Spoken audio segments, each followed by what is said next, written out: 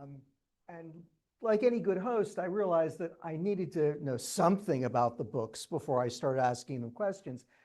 But I have to be honest with you, I have very, very little time. And I thought that what I was going to do was really just skim the books, just enough so that I could ask some smart questions. And you bastards, you wrote such good books. I just kept reading and reading and reading. And yes, didn't get any other work done, but enjoyed the books enormously and learned a tremendous amount from them. And I want to start by congratulating both of you on them, because they are tremendous works. And I'll tell you, I guess, as someone who's been working on Iran for almost 40 years now, what I found most interesting about the two books was the juxtaposition of how the two of you came at them. So Ross Harrison, who is a senior fellow here, is also a professor at the University of Pittsburgh. And as I think Ross will be the first to tell you, he is not an expert on Iran, although Ross knows a hell of a lot about Iran. And that absolutely comes through in the book. Mohsen Milani, on the other hand, professor at the University of South Florida, is one of the great experts on Iran. And both of them, the two books that they've written, are both looking at more or less the same set of issues. Iran's foreign policy, its strategy, its approach toward the world. But of course, they come at it each from their own perspective. And what I loved in reading both books sequentially was seeing how each of you were approaching the same topic from your different vantage points. So of course, Mohsen brings decades of tremendous fine-grained knowledge of Iran, of the Iranian people, of the Iranian political system. And the book is a way of understanding Iran and Iran's foreign policy from the inside out. Now, again, he also knows a tremendous amount about the Middle East. He understands Iran's regional situation. But again, what really came through was that sense of, the deep understanding of Iran, its people, its culture, its government, and how that projects into the foreign policy. Ross, of course, is a professor of security, of international relations, of strategy. And Ross's book looks at the very same question from the perspective of a strategist, looking at the same sets of issues a little bit more from the outside. And again, together, the juxtaposition was absolutely fantastic. Thinking about the same set of absolutely critical issues from these two different perspectives. Now, again, Mohsen is no slouch when it comes to strategy, so you find a lot of that in his book. And as I've also said, Ross is no slouch when it comes to Iran. And I will also put, Ross has done a tremendous amount of work on this book. He's been thinking about Iran for a long period of time. He has some wonderful little vignettes from interviews that he did with Iranian presidents and foreign ministers over the years. Those were some that I really was like, that's great, I need more of that, right? Just, print the entire transcript of the interview there. But, again, bringing that perspective and seeing these two perspectives together, I just thought was phenomenal, right? And again, as someone who has read a lot on Iran and written a lot on Iran, it was nonetheless wonderful to get Mohsen's kind of from the inside out and Ross's from the outside in perspective. They're actually a wonderful complement. And Ross, you were the one who first proposed this idea of doing the joint event. I don't know if you realized that at the time. I just thought, oh yeah, I like Ross, I like Mohsen. We should absolutely bring them up here together, not recognizing just how wonderful the synergies were going to be with your two fantastic books.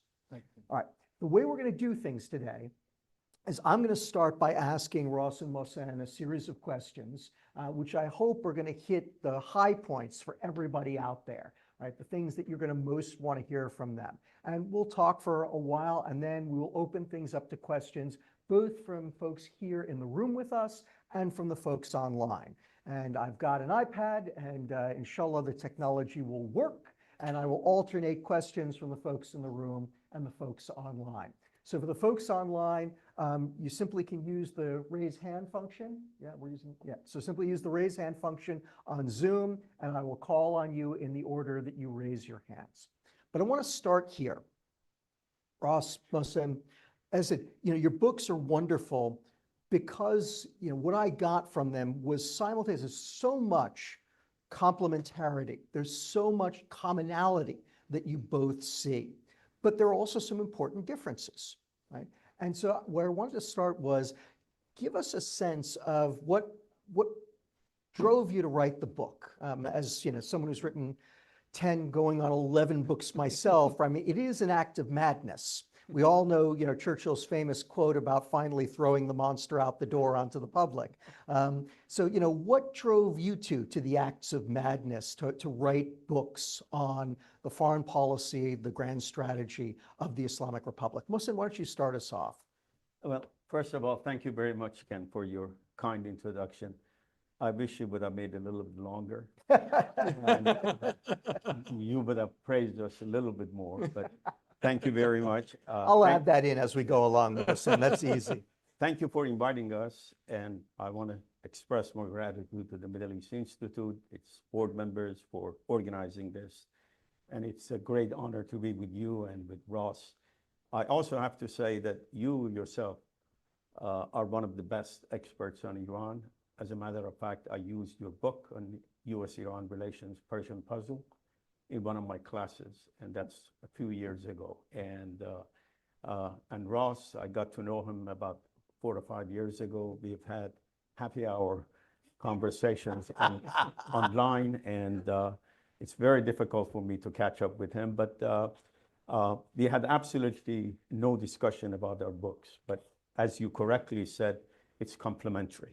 Now, as to your question, why I decided to write this book, as a writer, the key to writing a good book, and I'm not saying my book is good, but the key to writing any book is, A, you have to have enthusiasm about what you're doing. Secondly, you have to have a question. I wrote my first book because I was fascinated about the making of the Iranian Revolution. And the question I tried to answer in my book, how was it possible for the revolutionaries to overthrow a fortified regime, such as the regime of Mohammad Reza Shah Pahlavi? And I think I provided an answer. Now, in the second book, there are 2 questions I wanted to answer in this book. The first question is, how was it possible for a country that has been under U.S. containment policies for over 4 decades, has been subject of the harshest sanctions? How was it possible for that regime to become a formidable player in Iraq, in Syria, in Yemen, in Lebanon, and in Gaza? How was it possible? And I provide an answer to that question. But the second question, perhaps even more important than the first one, is that rise sustainable? So the first part of the book is the question of how was it possible for Iran to become a major power? And I try to answer this question by looking at 2 major variables. I argue in the book that the Islamic Revolution provided the energy, provided the leadership, and the will to expand Iranian power. That will is the key, the will to expand Iranian power, and not being afraid of it. The Shah tried to expand Iranian power, but he was a little bit shy about it. These guys are not. And the second factor I looked at is the critical role of war in making of the Islamic Republic. It is said, Charles Tilly once said, that wars make states. States don't make wars, but war makes states. And if you look at the Iranian activities in the past 40 years, you see that Iran was involved in the Iran-Iraq war. It was involved in war in Lebanon. It was involved in the civil war in Syria, in Yemen, everywhere. So Iran took advantage of that, and recognizing that there is a huge power disparity between the United States and Iran tried to resort to asymmetrical war strategies. And finally, I look at one key factor. I argue in the book that Iranian rise became possible because of one key factor, American invasion of Iraq. That invasion became catalyst for which Iran was able to expand its power. And then at the end of the book, I argue, and I wrote the book before the fall of Assad. I wrote the book before the killing of Hassan Nasrallah. I argued in that book that this rise is unsustainable. It is unsustainable because A, Iran is relying too much on non-state actor in an age where state is the major player. It is unsustainable because Iran keeps spending money and not getting anything in return. It is unsustainable for perhaps the most important reason. Iranian ambition was far beyond its capabilities. Iran declared war on the United States, declared war on Israel, and Iran simply does not have the capability to sustain that. And finally, the last point I make, and I'm going to stop, is that I said the Shah of Iran was overthrown at the peak of his power in 1979 because of lack of political legitimacy at home. And I argue that the Islamic Republic is facing the same problem. And unless they fundamentally reform their foreign policy and they fundamentally make some changes internally, the likelihood of Iran being able to sustain that are very, very unlikely. Ross, since Mohsen also anticipated my next question, so do the same thing. Okay. Why'd you write this? And yeah, give us the what's your book about answer Okay. as well. First of all, I want to thank Ken, you, for supporting this project. You know, the book started under the leadership of Paul Salem here at the Middle East Institute. And the book was finished really last October, but it went through the editing process. And it was just about to be released when you when the new regime hit here, when you became the vice president for the policy center here. So I want to thank you for the support. That was not clear to me when you came on board that I would have that support. So I want to thank you. There are a few other people, just quickly, I want to thank also that are in the room. First of all, Paul Salem is not here. He's on an airplane right now, but I want to thank his support. Alex Vatanka, obviously Iran expert, who was very helpful. Sharok Fardoost, who was a dear friend, who senior economist from the World Bank and was extremely helpful to me, lending his time on the economics front in terms of helping me think through Iran's economic approach to the world. And I also want to thank somebody that's in the back of the room, Gaten James. I mean, I had a number of different research assistants sponsored by the Middle East Institute, by the way. But the one that really shines, they're all good, but the one that really shines is Gaten James, because he was not just a research assistant, he was actually a partner in a way.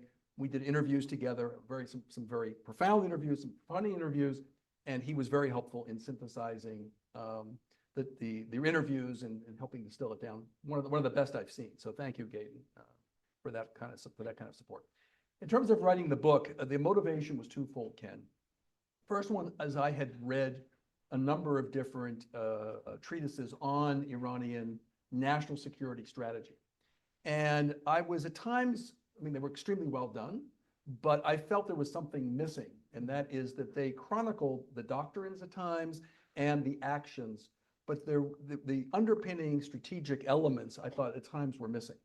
So I thought that having been a student of strategy and having written a book on strategy 12 years earlier, that I had something to offer. And then the work here I did at the Middle East Institute with Paul Salem focused on regional issues. So from regional cooperation or the lack thereof, civil wars in the Middle East. So I felt I had the ability to look at Iran's strategic environment, if not Iran itself, and that would give me a leg up. And so I decided maybe I had something to offer, and that was the motivation for the book. But there's also a personal part, and that is that I happened to fall in love with a lovely Iranian lady about 40 years ago, who happens to be in the room. It's my wife now, going on 38 years. And I sensed something in 2015 that I had not seen in her, and that was a certain hope for the future, a hope for U.S. interests vis-a-vis the Middle East and for the Iranian people, and that was the JCPOA, the Iran nuclear deal. That this was a bet, it wasn't a sure thing, but it was a bet on the future. And it checked the boxes of her identity, both as an Iranian and as an American, that it was advancing U.S. interest, we felt at the time, and also Iranian interest. And then I saw the reverse in 2018 when the United States walked away from the nuclear deal. the sort of desperation of this was not good for the United States in our view, and it was not, certainly didn't do any, the sort of betrayal of the Iranian people in a way. So I felt like I needed to do something in my own small way to give a fair appraisal of Iran's foreign policy, neither being an apologist for explaining away the worst actions of Iran in the region and at home, but also not condemning Iran just for being Iran. So that was sort of the motivation, two motivations, professional and personal. In terms of what the book argues, there's a thread throughout the book, and that is that Iran has a particular paradox, a particular issue, and that is that it has extremely large goals, but proportionally smaller means to achieve those goals. And that goes back, by the way, a couple thousand years. If you think about the start of the Persian Empire, 2,500 years ago, it was an innovation. It was the first world superpower in many ways. And so and most Iranians that I know, certainly the one that I lived with, have a very proud sense of the Persian Empire and what they've delivered in terms of, both in terms of power creation, in terms of literature, in terms of poetry and music. I hear that all the time at the dinner table. But since that time, Iran has been cut down to size. The Persian Empire was cut down to size, first by the Greeks in the BC era, and then in the AD era, the Arabs. And then later on, through the Safavid dynasty, the Qajar dynasty, the Pahlavi dynasty, we saw Iran under the influence of Great Britain and Russia, and then Great Britain and then the Soviet Union, and then the United States and the Soviet Union. So Iran has this sort of dialectic. They have a large view of itself, but proportionally smaller means to achieve that. And so my argument, the main thread of the book is, this is a continuous thread. This does not start with the Islamic Republic. It didn't even start with the Pahlavi dynasty. It goes back a long ways. And that when we look at Iran, we need to understand that this is about the generation of power. How do we generate power? It was something that existed during the Pahlavi dynasty, during Reza Shah himself in the 1920s. How can we create a modern state that can withstand the international system coming at it? We saw it during his sons, the Mohammad Reza Pahlavi. How do we create political power? And we've seen it with the Islamic Republic itself. How do we create political power? The argument I make in the book is that the adversaries of Iran, Israel and the United States, for the most part, follow what we call Clausewitzian strategic principles. Clausewitz basically talked about center of gravity, and it's a mechanical model of how to think about strategy. And we developed that, the United States developed that during the Cold War. But what Iran has done over the last, certainly since the revolution, a bit before the revolution, since the revolution, is follow, wittingly or unwittingly. I never saw any evidence that Iranian leaders embraced Sun Tzu. But in a way, Iran embraced some of the principles of Sun Tzu, which is you try to avoid a direct confrontation if you possibly can. It's about indirect confrontation, it's about psychology. And what Sun Tzu talks about is, rather than concentrating power and concentrating resources, that creates, concentration of power is necessary to create power, but it also creates vulnerabilities. You should actually diffuse power. He uses a metaphor, take on the shape of water. And if you think about the conversations, direct and indirect, between General Petraeus in Iraq and the late Major General Qasem Soleimani, who was the head of the Quds Force, that's what was happening in Iraq. Iran was insinuating itself into the fabric of Iraq at a time when the Americans were right there in plain sight, and very different strategy. So I argued in the book that Iran's creation of power and influence occurred using these asymmetric means, their alliances with militias and so forth, and that this was their way to counter concentrated power. It was an asymmetric means. I also offer in the book, and I mentioned it yesterday in Brian's podcast, was that road, that pathway that Iran was on, is now a dead end. That since the United States and Israel and Iran have conflicted with one another directly, not indirectly, that's what Sun Tzu would recommend, but directly, the ability for Iran to rebuild this axis of resistance in a way that creates the effects, the strategic effects that it had before, that availability or that option is really not available to Iran in many ways. At least I argue that in the book. The other thing that I argue in the book, and then I'll stop in a minute here, is that in many ways, Iran's strategy was a blocking strategy. It was a strategy of denial. It was there, yes, it created deterrence, and it may have even created a sense of regime survival, but it basically was designed, their presence in Syria and Iraq and in Lebanon and in Yemen, to deny the Arab states from reintegrating these four countries into the Arab fold. Because remember, Mohsen mentioned the Iran-Iraq War. That was a foundational episode for Iran's foreign policy. They never wanted to have Arab power arrayed together again. And so this was partially a denial strategy. Well, that also has come to an end. Syria now has fallen out, is on a different path. Lebanon, ideally, is hopefully on a different path. So the notion of somehow denying the Arab states the reintegration of these states into the Arab fold, that may also have been passed. The last piece I'll say is that in many ways, Iran, I argue in the book, has been an absolute first-rate adapter, but a second and third-rate shaper. In other words, they have been able to adapt largely to the failures of others. The failed region after 2011, 2012, when the region collapses into civil war, they adapted to that in a very, in many ways, a brilliant tactical, and I would argue maybe strategic way. And they adapted also to the failures of the United States in Iraq and the failures of Saudi Arabia, perhaps in Yemen. So they built their strategy on the failures of others in many ways, artfully, masterfully. There were risks. It was not risk-free. But Mohsen has instructed me on that over the last number of years. This was not a given, but they were incredible tactical adapters. But in terms of now they have a situation where they have to compete directly. They have to actually compete with success, not with failure. Perhaps success on the part of the Israelis, maybe success on the part of the United States, certainly successful economic models with Saudi Arabia and the UAE. So the question going forward is, can they compete with success and develop a model that is not just based upon the principles of Sun Tzu, but actually compete directly with their adversaries in a way that is accretive to the interests of the Iranian people. That's where Iran is at a strategic crossroads. They can't go back to the status quo ante. They can try, but not with the same strategic effect. And they are at a crossroads where they're probably going to have to compete economically and politically, maybe even militarily, with their adversaries and the region writ large. Outstanding. All right, thank you both.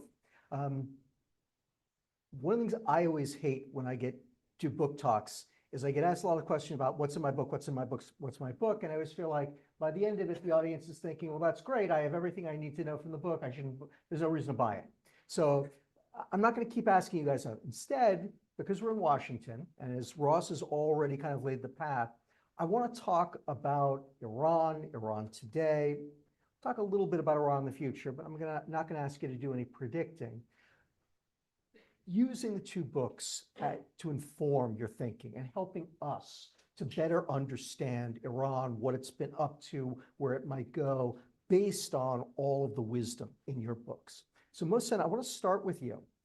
As you pointed out, your book doesn't cover some of the most recent events. Books have to go into publication, and unfortunately, these countries refuse to stop doing things, even after we put the books into publication. I want you to tackle it this way. I mean, again, you also made this point. It's one of the things, again, that I love about the book is the continuity that you both see in Iranian foreign policy over not just the decades, but the centuries, the millennia. And again, I see that as well. You both do, I think, a very nice job talking about how the revolution does change some things, it brings some new features in, but that there's a lot more continuity than there is real divergence. And I think, again, that's one of the great strengths of both books, and to see them together. Mohsen, let me start with you. Lay those factors forward into the recent conflict, right? Help us to understand how Iran thought about both the Israeli war with Iran in June, but also the wider conflict across the Middle East, and how those were informed by these deeper well springs of Iranian foreign policy that you talk about so beautifully. I remember September 10th, America was a divided country, more or less. September 11th, America became a country in state of shock. And September 12th, a new America was born. I think we had Israel's September 11th when Hamas attacked it. And we had Iran's September 11th when Israel attacked Iran. And I think we are beginning to see the birth of a new Iran, perhaps a new Islamic Republic or some sort of republic. Iranians expected some kind of attack, but they did not expect the kind of attack that took place. It shook the Iranian leadership. As you know, in the first 24 hours, at least 20 to 30 of top Iranian decision makers were killed. 10 to 15 of top nuclear scientists were assassinated. And I think some people in Tel Aviv and Washington thought that that could be the beginning of internal implosion and collapse of the Islamic. Hoped might be the. Hope, yes, and hope is no strategy. It didn't happen. So that was the first shock. But the second shock was how quickly the Islamic Republic was able to reorganize itself. People don't give enough credit to this. They give a lot of credit to the American and Israeli attack. But to me, that the attack was a masterpiece of military planning and intelligence penetration. But the way the Iranians recovered also is books are going to be written about how they were able to do that. Imagine top 20 generals of any Middle Eastern country is assassinated in 24 hours. Can they recover? My answer is perhaps with the exception of Israel, perhaps Turkey, no other state. But they recovered and they started attacking. However, that said, we're talking about a new reality in Iran. Iran today is not in the same geopolitical position it was 4 years ago. In that book, I have argued, and in the last program I had with you, which you moderated, and it was a fantastic program, I made that point that the decline of Iranian influence in the region did not start with the Israeli attack on Iran. It started when General Qasem Soleimani was assassinated. I think Soleimani was a unique kind of a general. He was the real force behind Iran's axis of resistance. He was charismatic, and he had complete support of the top leadership in Iran. He could make on-spot decisions. But there was something else about him that with his death disappeared from Iranian geopolitical thinking. And that is Qasem Soleimani believed in both defensive as well as offensive operations. With his death, I think one part of that equation disappeared, the offensive part of it. And Iran essentially became defensive. Today, the reality is that Iranian power has declined significantly. I don't think Iran is out. This is where I disagree with Ross. I think it is too early to say what Iran is going to do. Iran has still some options. I think the axis of resistance has been weakened, but definitely is not out. I think both Iranian leadership and the leadership of axis of resistance are recalibrating, rethinking of re-emerging perhaps in a different form, in different shape. The axis of resistance is not going to be the same as before. So Iran has to make a big decision. That is why I think Iran, we're talking about a new Iran. They have to make a number of important decisions, and they haven't made those decisions yet. Number one, do they want to go the nuclear path? Don't give an answer to that, because No, I'm I going to ask won't. you that in a little bit. Because even if I promise. knew the answer, I wouldn't give it. Well, I'm I going to won't. ask you, so you're going to have 10 minutes to think up an answer. All right, very good. Secondly, Do they want to go and revive the access based on the model they had before, which I think would be a mistake. My own way of thinking is that the best alternative for them, and they haven't asked my advice, and even if they would have asked my advice, I would not have given it to them, but I give it to you. I would say consolidate what is left of the access, but you have to change the way you were supporting the access. Supporting militias operating independently in the different countries is not the way to go about doing things. In that book, in my conclusion, I make the same point. I said, is Iran willing to accept a militia, foreign-based militia operating in Iran? If the answer is no, why do you want to do the same in Syria and other countries? So they have to change that. But even more important than the other two is that Iran has to move toward normalizing relations with the US. This business of focusing on nuclear and nuclear only is dead end. It's not going to go anywhere. Iran has to move toward normalization of relations, and in the context of that normalization of relations, the nuclear issue and other issues have to be addressed. And finally, the key part is that no rise, no Iranian expansion in the region is sustainable until and unless there is popular support for it inside Iran. And I submit to you that popular support has diminished significantly. I don't know what percentage of Iranian society supports it. I know there are experts in Washington, they know the answer. They talked about 85.3%. I have no idea where they get that information. I don't know how the hell they can come out with this statement that we represent the people. Who are you? What segment of the Iranian society? Iran is a country of 93 million people. 93 million people. And some people have the audacity in Washington to come and say they represent Iran. On what basis? What polling?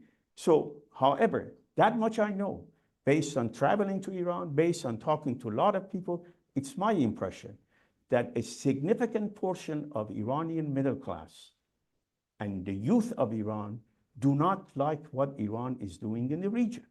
They want to live a normal life. They want to have normal relations with the US. Therefore, whoever succeeds Ayatollah Khamenei, whoever wants to be compatible with new Iran, they have to move in that direction. That's the bottom line. May I respond to him in one moment? You absolutely, I want you to respond for more than one moment, Okay. Ross, because what I want you to do is, I want you to pick up on exactly where Mohsen left us off and take the experience of the war and then translate it back into these deeper historical patterns that you see of Iranian strategic thinking and how you think that it may either reinforce or potentially change them, which I think gives you the opportunity to comment on Mohsen's points as well. Yeah, I mean, just to respond to what Mohsen said, I'm certainly not predicting Iran's path. What I am saying, and then I'll answer your question, Ken, going back, taking the thread backwards a bit, is that the enemy gets a vote as to the effectiveness of one strategy, right? And if you look at the enemy right now for Iran, it's been Israel and the United States at this point, but certainly principally Israel. And their strategy, you and I have talked about this, Ken, in terms of this notion of forward defense, that Iran had this forward defense strategy, and Israel has come back to it, to a forward defense strategy. So the notion that somehow Iran, I'm not saying Iran can or cannot rebuild its axis of resistance. I'm saying the strategic benefit of that is going to be very different. You can't go back to the status quo ante, not in terms of their behavior, but in terms of their effect. And I think to your question, Ken, in terms of, I mean, the way I look at Iran, and I don't address this in the book per se, because I'm not an expert in terms of the internal works of Iran, but Iran learned a number of lessons from the Iran-Iraq War, and also from the regimes that have collapsed, from Saddam Hussein regime to Muammar Gaddafi's regime, to the Assad regime. And for the Iranians, the key, the North Star for the Iranians is regime survival. It's not the only North Star. You could say that they're also trying to hew to Iran's national interest, perhaps, but regime survival is key. And most of the point you raised about the fact that how they've been able to regroup, part of that is by design, not just design since the 12-Day War, but the way they built their political system and their institutions is far less brittle. It's more dynamic and more diversified. Power is, yes, the supreme leader is the most powerful among many centers of power. So they built their system for resilience. And that is a thread, I think, going back in time, that they've learned the lessons from the past, certainly from the Shah himself and then the way in which that collapsed, but they've also learned it from the Iran-Iraq War and the collapses that have occurred in the region. So I think in terms of thinking about the 12-Day War, I think that one of the principles that they clearly have to be focusing on, how do they generate political power? How do they recreate? Mohsen mentioned they're weakened, but they're not out. That's absolutely true. So how do they create leverage? And I think what they're probably, I was interviewed actually this morning by an Arab press, and they said, well, is Iran, are they sincere about negotiations? And I said, well, I don't know what's in their hearts in terms of sincerity, but I can tell you, if you look at their actions in terms of President Pezeshkian and others going to Beijing, they're trying to figure out how in this post 12-Day War environment, they can create leverage and power in terms of negotiation. And I think also one of the things that is a carryover from the past is that you don't trust outside powers, and you certainly don't trust superpowers. Even a country like Russia, I mean, they've been disappointed by Russia and China in their response to the 12-Day War, but certainly in the United States. So I think one of the questions that they have to be grappling with, I don't know this for sure, I'll be meeting with President Pezeshkian in a couple of weeks, it'll be something I'll ask him, but one of the questions, how do they, since they can't trust the United States, that's clear in the Iranian mindset, they can't trust the United States, how do they trust their own power vis-a-vis their ability to negotiate? And that is a throwback to the Iran-Iraq War, what they've learned from the Iran-Iraq War. It's a throwback to their pre-revolutionary foreign policy threads. And my hunch is that's what they're trying to do, is trying to figure out how to reconstitute and rejigger their power formulation in a way principally that ensures regime survival at a time when Iran is likely to go through a succession struggle anyway.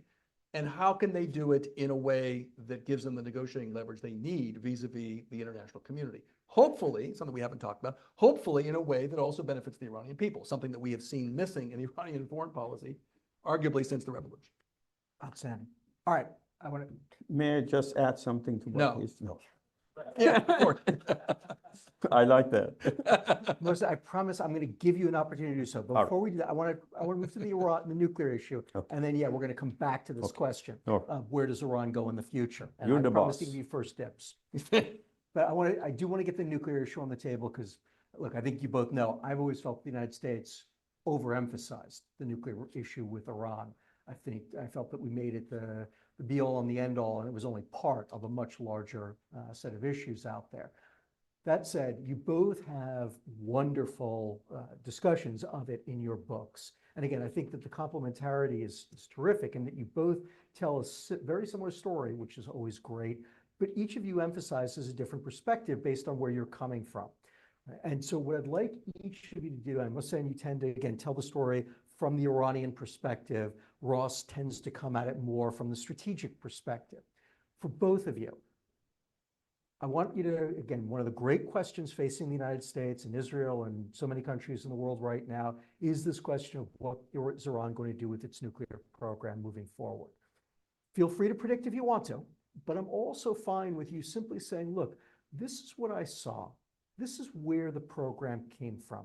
This is why Iran did what it did. And that therefore suggests to me that this is how they're likely to handle it in the future, right? And really, I think, we can all bet on what they're going to do, and we're going to talk about Khamenei and the Guard in a second. But where you guys really bring such tremendous value added is in that deep insight and that long-term thinking about these problems that, frankly, most Americans just don't have. So as I said, I'm much more interested in you explaining, where the program came from and how you think that will shape their thinking about their nuclear program moving forward than I am, will they do it, won't they do it? So Mohsen, start us off. I think one of the greatest challenges for any social scientist or political scientist is to be able to distinguish between fad and trend. Fad is something that becomes fashionable and then it disappears after 2 years. But a trend is something that is sustainable. I think what I see, the development of two trends after Iran's 9/11. One is about how within the Iranian governing elite, people have become openly outspoken about normalizing relations with the United States. This was not in the cards before 9/11. Hashemi Rafsanjani, one of the great leaders of the Islamic Republic, in his memoirs says that he had a meeting with Ayatollah Khomeini before he died.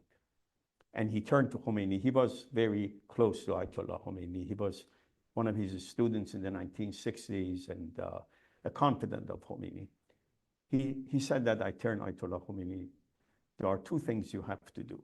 Number one, put an end to this war with Iraq. Finish it. Finish it in a way that we don't have to revisit it. That's number one.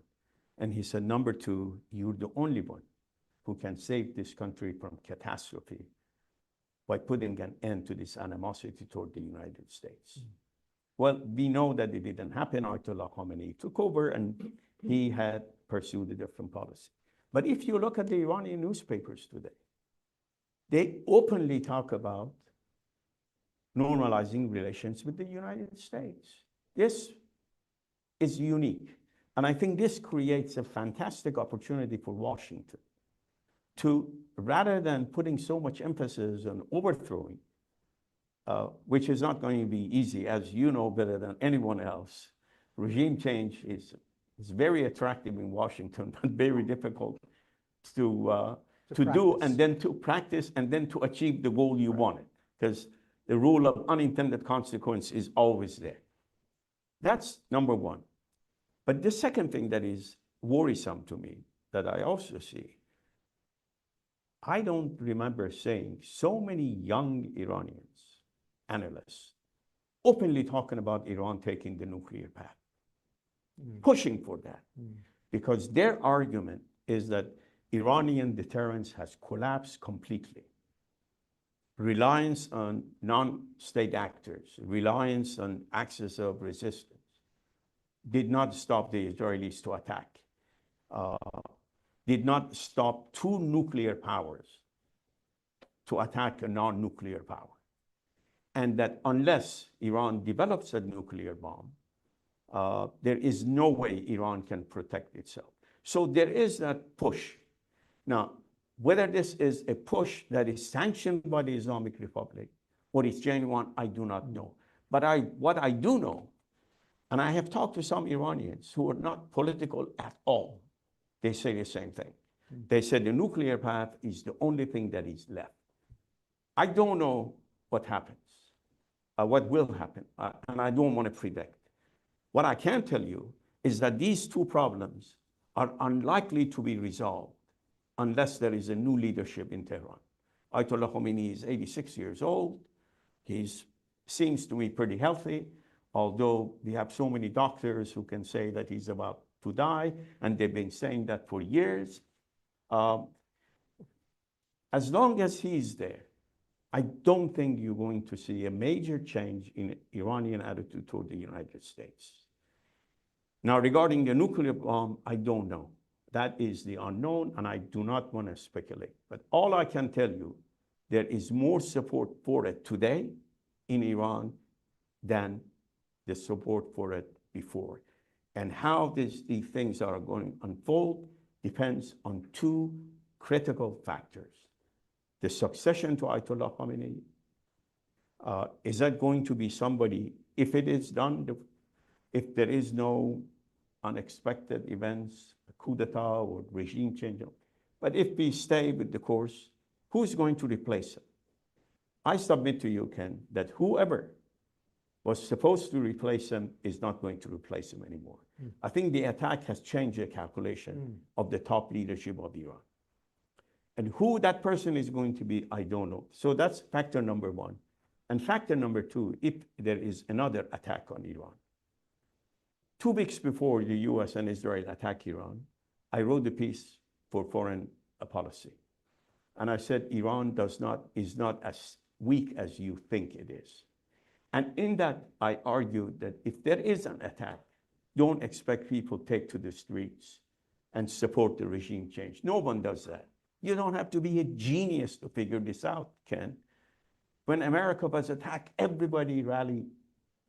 It is the history of strategic bombing. That is the case. Now, if there is a second attack, even if that attack succeeds in overthrowing the regime, I think there is going to be incredible support, popular support for Iran taking the nuclear path.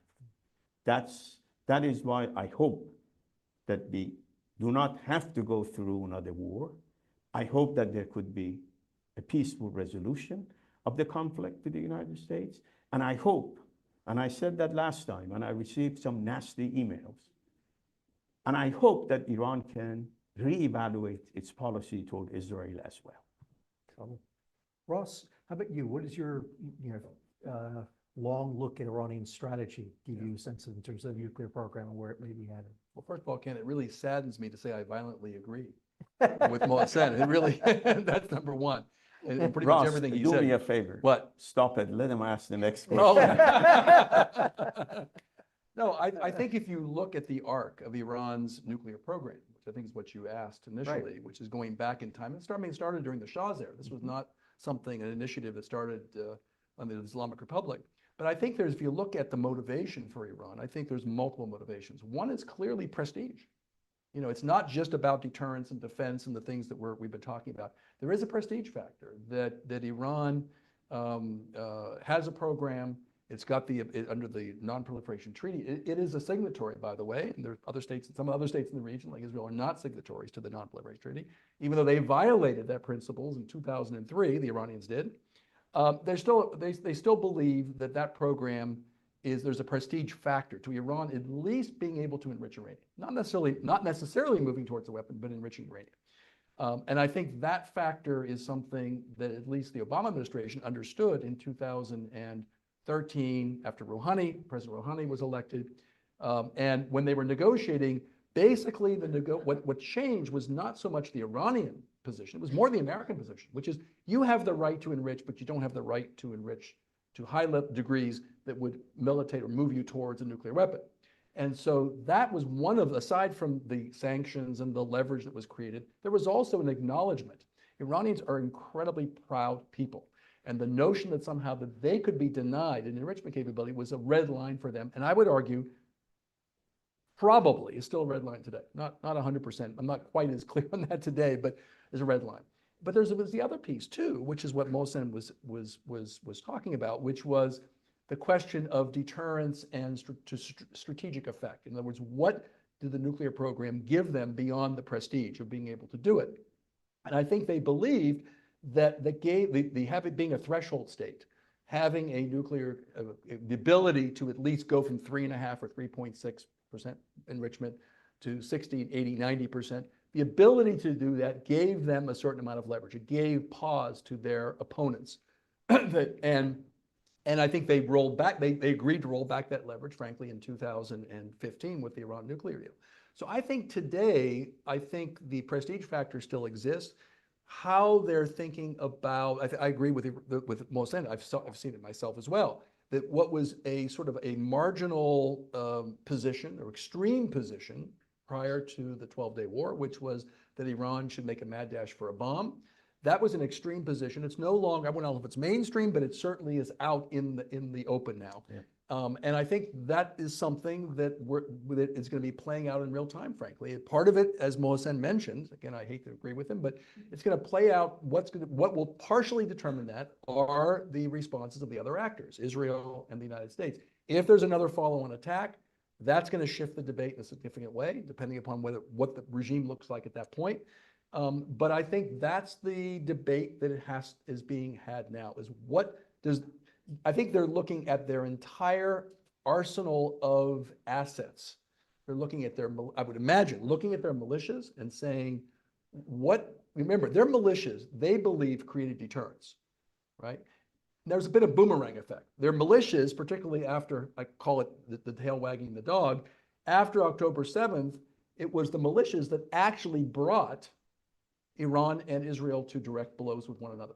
So I think they have to be evaluating the strategic benefit of those assets and the strategic assets of how do they take their current nuclear, whatever's left of their nuclear capability, how can they use that in a way that gives them leverage and doesn't create liabilities for themselves? And sadly, if they're pushed against a wall, they're probably going to make the decision, despite all risks that would entail, maybe to go for a nuclear weapon. So would you mind asking a question where we can disagree with one another? Well, Ken, I want to ask Ross, what did you have for lunch? You have been agreeing with me too many times.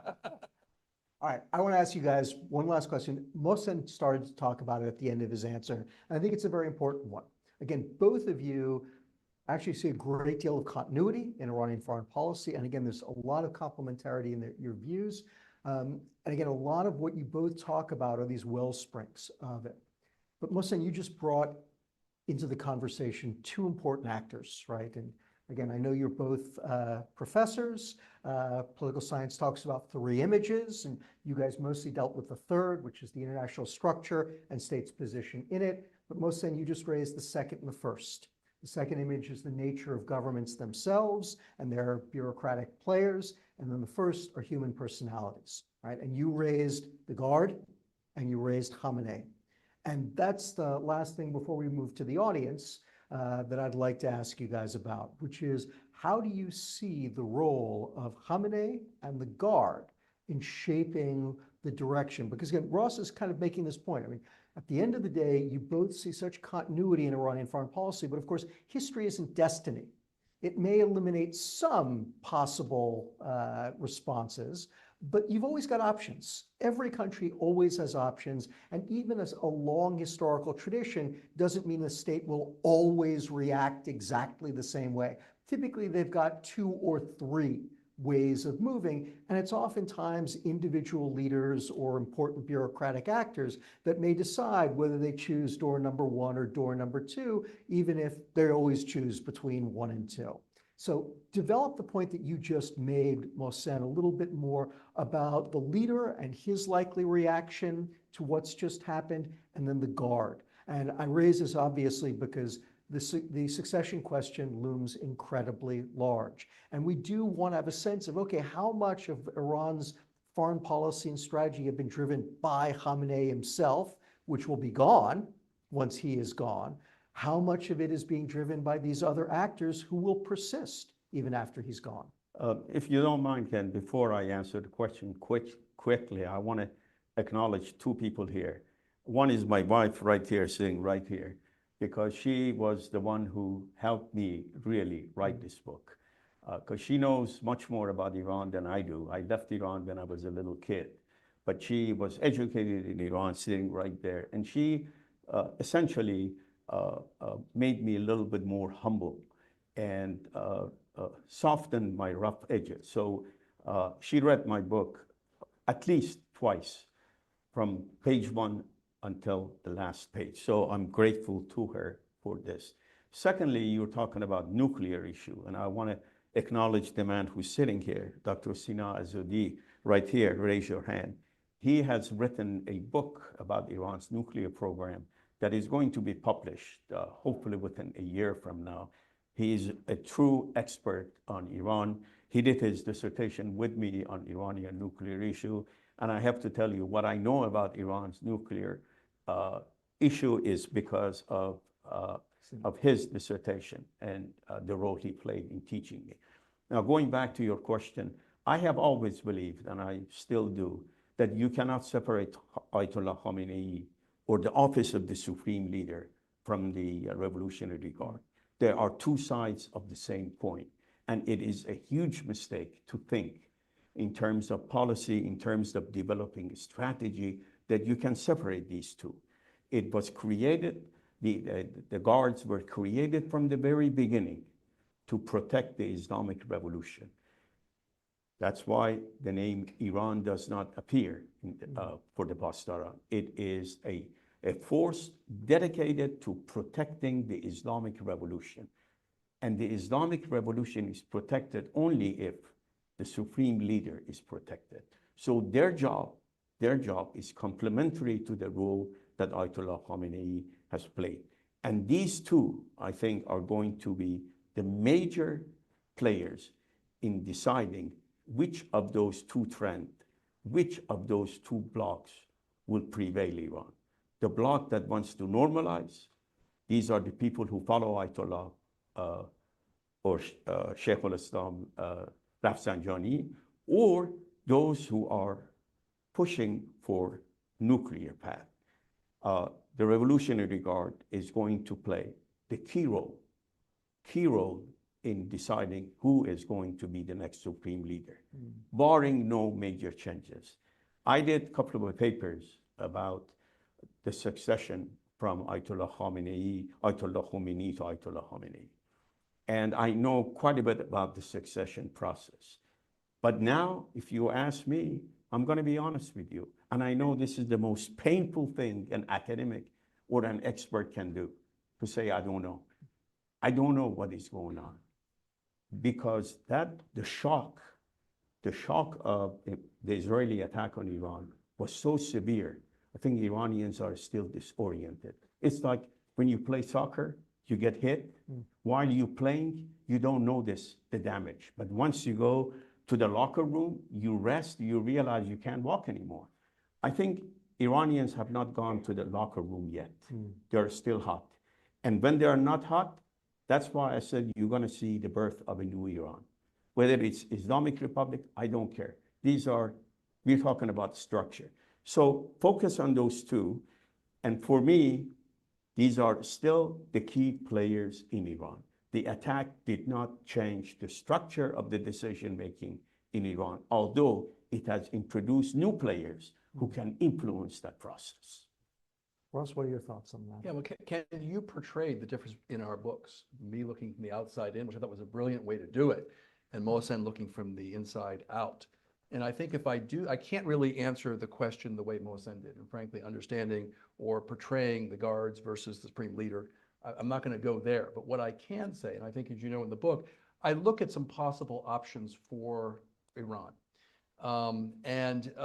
You know, in our business, if you're a pessimist, you've got gravitas, you've got experience, you've got scars from you know your past, and that's valued. And it's quite risky in our business to be an optimist. So I'm really not an optimist. But what I try to do in the book, and it does relate somewhat to the question about the leadership going forward, I do something that's a bit audacious. I don't predict anything, but I do compare another state outside the Middle East that has made a transition from being an ideologically rigid state, a state that was interventionist in the region, and that's Vietnam.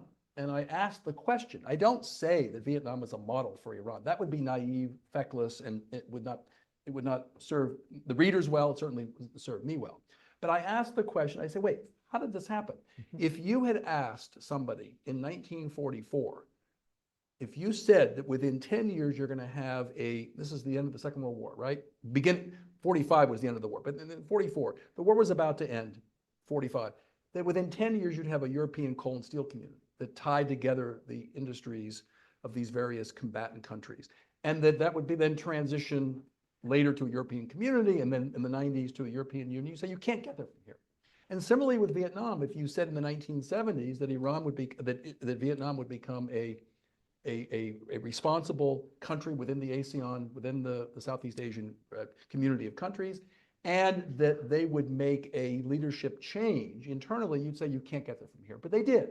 So I asked the question, what would have to happen in terms of leadership dynamics in Iran at a point when we are facing a possible succession? What would have to happen regionally, and what would have to happen globally? So at least we could ask the question, is there a possible different path for Iran? Whether it includes the Revolutionary Guards, Supreme Leader, is there a different path? And I don't predict it. I say at the end of the book, I say I'm devoting this much space to the Vietnam example, not because I think it's the most likely, but because I think it's the least likely. But oftentimes the least likely then ask the question, well, are there strategies for moving Iran in a different direction? And obviously we can't, the international community cannot move Iran. That's for the Iranian people and for the Iranian leadership. But are there things we can do as an international community and as a region to create conducive conditions? Then it's up to history and the Iranian people to make that. And so I use that as kind of an analog for what could possibly be for the future. And so I'm pushing away a little bit from the question about the guards and leadership, but saying that there are possibilities that are a departure from the present that are I think it's an interesting question to ask, what would have to happen to push Iran in a different direction? Outstanding. All right, let's take some questions. I'm going to try to alternate, again, assuming that the technology cooperates, between folks here in the room and folks online. So for those of you online, if you'd like to ask a question, please just use the raise hand function on Zoom. And we'll start with a ringer in the room. Sina, please. Thank you. Hold on, just wait for the micro. Actually, one up there, so the folks online can hear. Thank you for the great conversation. Two quick questions. Why do you think these non-state actors aligned with Iran, they didn't do anything during the 12-day war? Were they unable to attack, or were they unwilling to fight on Iran's behalf? And secondly, are there any different conclusions that you come to in your books? Mohsen, why don't you start? Yeah, well, I try not to use the word proxy in my book. Occasionally, maybe I use once or twice so that the reader understands I know there is something called proxy, but I use non-state actor. And the reason why I didn't is because I never bought this argument that these forces work on behalf of Iran entirely. No, they have their own domestic concerns, their domestic limitations.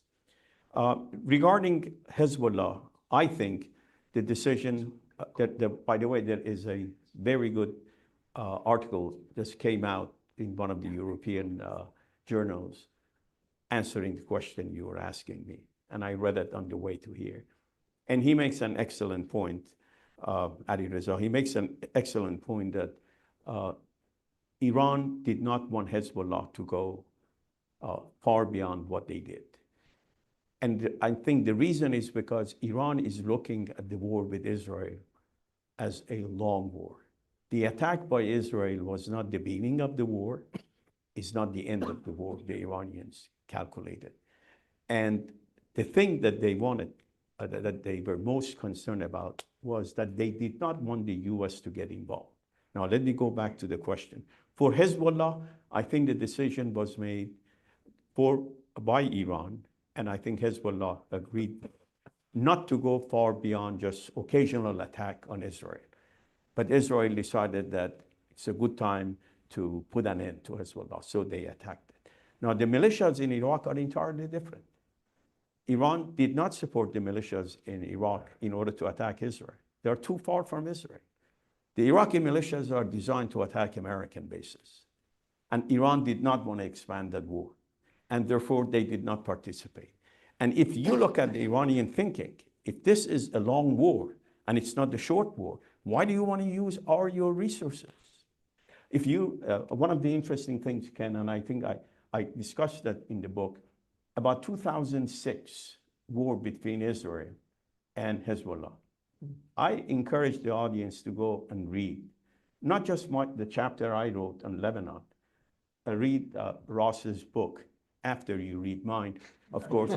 But if you read it, I show the similarities between what the Israelis did to Hezbollah and what they did to Iran, with one major difference. The major difference is that in 2006, Qasem Soleimani was there, and he pursued, as I said, both defensive and offensive operations. But the Israeli thinking was that if they can quickly attack Hezbollah, they don't even need to send troops to Lebanon, because the attack would be so massive that Hezbollah is going to be disoriented, and therefore the whole thing is going to collapse. Well, this did not happen in Iran, and the Iranians are looking at this at long term. So Hezbollah, yes, I think Hezbollah tried it. They didn't go as far as they wanted, but Iran did not want to use everything it has with Hezbollah. With Iraqi militias, I think they decided, no, don't get involved, because if you do, they're going to beat the hell out of you, and we need you for later on, because the big game is the US. The Houthis also, same thing. Go ahead and attack, but be very limited in your attack. This is why I said Iran is down, but not out, because they haven't used all their power and the power of the non-state actors, because they're looking at this as a long war. The same thing that happened in Iran-Iraq war is happening now. It took Iran about a year and a half before it put the house in order and was able to attack Iraq. I think Iranians are in the phase of recalibration, rethinking, and what comes out of it, I don't know. That's why I said we have entered into a phase of uncertainty, strategic uncertainty. And that's why it's so important to put our investment on those forces that are pushing for normalization rather than the other. Yeah, I'm not going to duplicate Mohsen's answer, or I'll address the second question you asked. What are some of the differences in the book, between our books? I think largely we come to the same conclusion, which is that Iran is at a particular inflection point now. It cannot recreate the past. It can't go back to the status quo ante. And it has to, the path that it's been on is not sustainable. So I think we agree with that.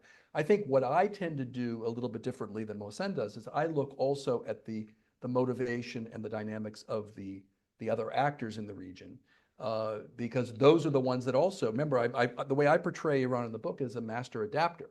So they're going to be adapting to the strategies of others.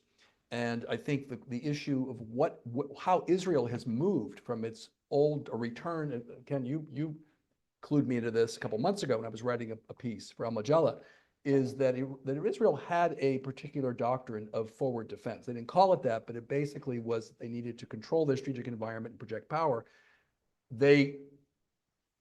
After the Camp David Accords and after certain dynamics in the region, they moved away from that. They're kind of back in that situation. So I think I tend to focus on the fact that the Israeli calculus has changed. The dynamic is so that Iran may be able to rebuild some of the assets that they've had before, but they won't have the same strategic effect. And that, if that's maybe a slight difference, but for the most part, and I think Ken portrayed it accurately, we come at the situation very differently. I look at the patterns of Iranian foreign policy and try to analyze them. Mohsen does a much deeper dive historically, inside out, outside in. We basically come to the same conclusion. Well, and he's right, by the way. We've talked over 4.5 years. We never talked about our books. So the fact that we arrived at the same conclusion says how much impact I've had on his life. And thank you. And how much my thinking influences conclusions. I'd say a reminder for those of you online, if you'd like to ask a question, please do use the raise hand function. Since I haven't got one online, we'll take another one here in the room. This gentleman over here. Thank you both for the very great talk. I have a very quick question, and actually Ken can also contribute to it. Intelligence failure. Obviously, this didn't start in the 12 days war, but I think it dates months, if not years before, especially the Israeli penetration. So my question is two parts. The first one is, why did it happen, and how Iran can fix this situation, because it seems it has been continuing for a long time. Thank you. I am not familiar with the world of intelligence, and I don't want to answer the question because, frankly, I don't know. But what I can tell you is give you a couple of broad features of what I think has taken place. A lot of people don't know that the Iranian secret police, Savak, was formed in 1957 after the 1953 coup d'etat. And it was built by the CIA, and what people don't know, by the direct support of Israeli Mossad. As a matter of fact, I have used that in my book, the chapter on Gaza. I talk about a very well-known Savak agent who left Iran after the Islamic Revolution. And he is quoted for saying that when Savak was formed and he was an officer there, he quickly realized that the Israeli Mossad is so much superior to the CIA because they know how to make networks, they know how to penetrate, and they look for root causes. And it is in the book, you can go and see it. And this is a statement made by a former Savak agent. So I think the root goes back to 1957, and I don't think all the connections were lost. But secondly, to be honest with you, I think this poverty that we have seen in Iran, which is true about a segment of the Iranian population. Again, the picture you have in various American media that Iran is, people are hungry. To some degree it is true, but let's not exaggerate it. And I think people have taken advantage. The Israelis and Americans and other intelligence agencies have taken advantage of that. And finally, there is the element of some Afghan refugees who've come to Iran and who were fighting in Afghanistan.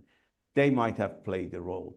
I say all of the last two things because of what I have read. I'm not an expert, and please take everything I say as tentative and from somebody who is not an expert. My view is not any better than your own view or any else's view. Ross, you'll have. Yeah, just quickly, because I think Ken, maybe you might want to respond to this question too. One of the things that I observed when I was interviewing Iranians, and I think some of this was secondary sources, some of it was primary source, is the degree of duplication within the Iranian political system. Different intelligence bureaus. I knew somebody who was an author, and they had their book sanctioned, meaning it was able to be released. That same person was then arrested by another intelligence bureau. So I think some degree they've built by design duplication into the system in order to create more resilience and make it more impervious to attack. But it may have worked to their disadvantage in this case because there wasn't this sort of Savak-like concentration of effort or concentration of institutional design. It may have worked to their disadvantage where it allowed the penetration to take place. That's just speculation on my part. But Ken, maybe you can. I will add three very quick points because I don't want to take away from you guys because the spotlight should be on you and rightfully so. Three quick points. First, we should recognize Mossad is an exceptional intelligence agency, all of the Israeli services, Amman as well. Part of this is about Israeli success as much as it is about Iranian failure. Second point, again, none of us really knows exactly what happened, but I do think that it is safe to say, to go back to a point that Mohsen has made several times, I think is bears repeating, which is that there's no question that the disaffection of Iranian society with its regime played a very heavy role. Just some of the stories that we've heard about things that the Israelis were able to do, you can't do that unless you have a large number of people out there who have no use for their own government. Setting up a drone base outside of Tehran, I won't tell the story because I don't want to take the time away. This is not something you can do with a population that is militantly hostile to you, that is militantly enthusiastic about its government. And then the third point is, I am quite certain that at some point, probably in the next, 18 to 36 months, Ronen Bergman will write a phenomenal book on exactly what the Israelis did to Iran, and wait for that book. And Ken, before you go, because that goes back to the gentleman, I just thought of something that Ross was talking about. I had the pleasure of interviewing the late Prime Minister, Mehdi Bazargan, before he died. I interviewed him in Tehran. It's on tape. I have about 10 hours of tape from this man. Great guy, a true Iranian nationalist. And he was the first prime minister of the revolutionary government appointed by Ayatollah Khomeini. And one of the questions I asked him was about how the new system was established. And he started talking about the beginning of the formation of a new intelligence agencies in Iran. And what he told me, Ken, is absolutely fascinating. And he said that I brought up this issue with Ayatollah Khomeini. I said, look, what we need to do is have a centralized intelligence agency. And he said, Khomeini immediately said, no, I don't want that. And you know why he said he doesn't want it? He said, I don't want that because if you are centralized, it's much easier for the Americans and the Europeans to penetrate us. It seems to me after 45 years, it is now much easier to penetrate if there are parallel institutions of intelligence gathering. That goes back to the strategy of Yeah. diffusion versus strategy of Yes. concentration. That's the way the system was set up. And now it's probably working to their disadvantage. Right, the folks online have militantly on their own decided to pursue a different way of asking questions. So I am going to read some of them to you guys. So a question from Sinhas Turan. Given Iran's dire economic problems, what lies behind Iran's continuing resilience in coping with multiple crises, not least currency depreciation and unemployment? Or has the situation worsened so much now that resilience is gone? Mohsen, you want to take that one on? I think, again, a lot of people don't appreciate the changes that have taken place in Iran in the past 40 years. Iran of today is not the Iran of 1979. And a lot of people are clueless about this. And you have to go to Iran to feel it, to touch it. Now, there is a great deal of discontent. There is more dissatisfaction today than 1979 before the revolution. I was in Iran in August of 1978. As a student, I went back to Iran. I was living in California. I went to Tehran and I went around the neighborhood. I traveled, and it was the beginning of the period when the guerrilla organizations were attacking banks, were burning cars, et cetera, et cetera. There was a lot of dissatisfaction, nothing like what we have in Iran today. Today, this degree of dissatisfaction is more pervasive, it's deeper, and it's stronger. However, there is a fundamental difference between the Shah's regime and this revolutionary regime. Number one, at the disposal of the Islamic Republic are repressive capabilities that the Shah never had. Basijis, different intelligence agencies. Number two, this government has no compunction about using force against its enemies. It's sort of their religious duties. Number three, and that's the key. That is the key. Number three, it is not enough to be unhappy with your government. You need organization, you need mobilization, and you need to bring on board the critical elements of your society. If you have 10 million young Iranians who oppose this regime, that is not going to be critical. What is critical are the shopkeepers, the bazaris, the industrialists, people with resources. Are they willing to help you? Are they willing to give you the organization you need? And finally, if you're an Iranian, very unhappy with the Islamic Republic, you're a middle-class, educated Iranian, and you're living in Tehran, you're living in Isfahan, you're living in Shiraz, and you have access to the internet, do you really think you're willing to take a big risk when you look at what happened in Iraq, when you look at what happened in Syria, when you look at what happened in Lebanon, when you look at what happened in Libya? You got to be crazy to take that risk. So as long as there is no alternative, viable alternative, the Iranians they got burned in 1979. We demanded democracy, look what we got. So people are not going to accept any kind of promise that, oh, we're going to bring you help. No, that's what the Iraqis were promised, and look what happened. Look at what happened in Syria. So you put all of them together, you realize why we have, relatively speaking, stability in Iran. Yeah, I mean, I think there's another piece to it as well, Mohsen, and that is that Iran has been under sanctions almost since the revolution. So that's been a constant for Iran. And they've developed, I say in the book that Iran's been a master adapter, not necessarily a first-rate, maybe a second or third-rate shaper. They've adapted I mean, in terms of their, yes, the people, they're living in dire economic conditions at various times. Sanctions have had a tremendous negative impact on the society. But they've built this certain amount of resilience into the system over a long period of time. Does it serve the interests of the Iranian people for the future? No, I think we agree upon that. It's not sustainable. But in terms of their ability to survive, now, their ability to survive could be short-lived. It's possible. We don't know. As you say, you're not going to predict, I'm not going to predict what might happen to this regime. But there's a certain amount of resilience that's been built into the system.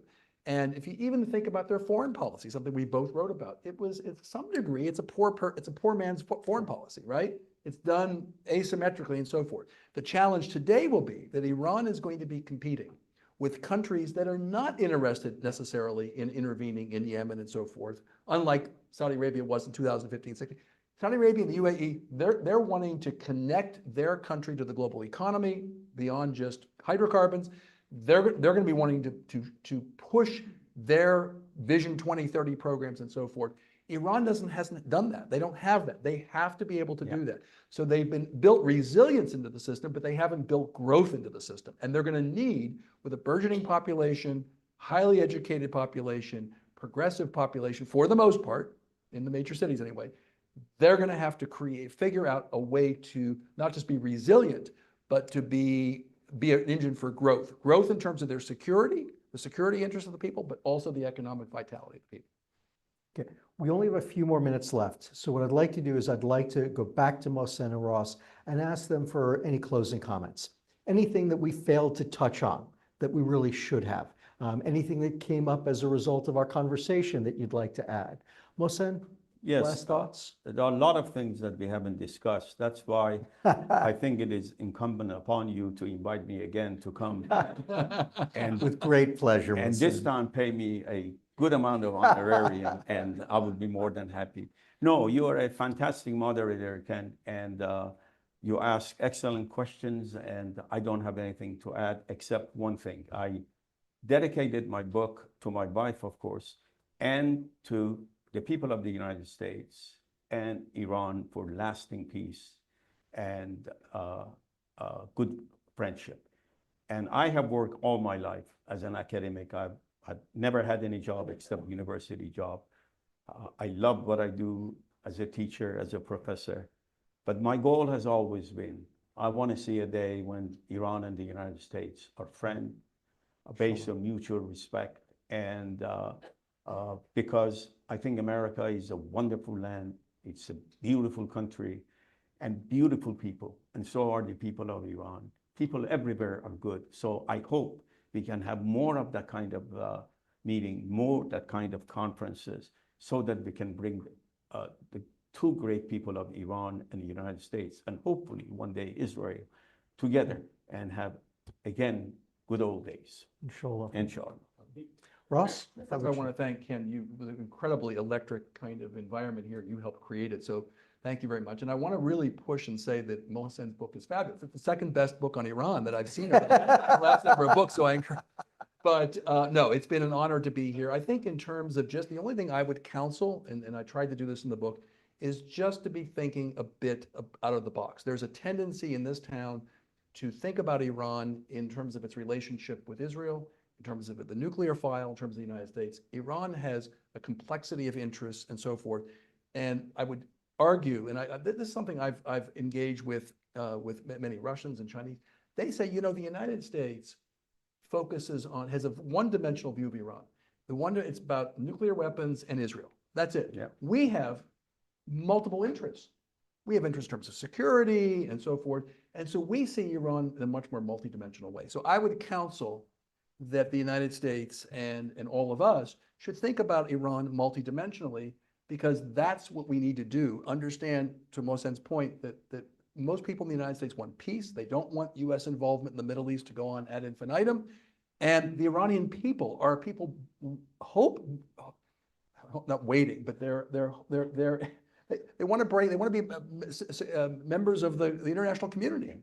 So I think if we look at and change our lens a little bit, which is what I try to do in the book, and Mohsen does a good job, not quite as good as I do, then I think we will have a better future, hopefully. And hopefully that's the last word, so he can't respond. right? Okay, Ken, I have to Go. tell you, if Of there course you is, do. if there is one thing that Ross has said, which is accurate today, is that my book is second best book. He is right, because the first best book was my first book. So thank you very much. Before everyone leaves, first, let me ask you to thank them in just a second. Mohsen and Ross did a podcast with our own Brian Katulis on his weekly podcast, Taking the Edge Off the Middle East. That drops in a few days. Please look for that one. And Ross and Mohsen's books will be on sale, and they will be signing them out in our lobby. If you'd like to purchase copies, you're welcome to do so. Now, please join me in thanking Mohsen.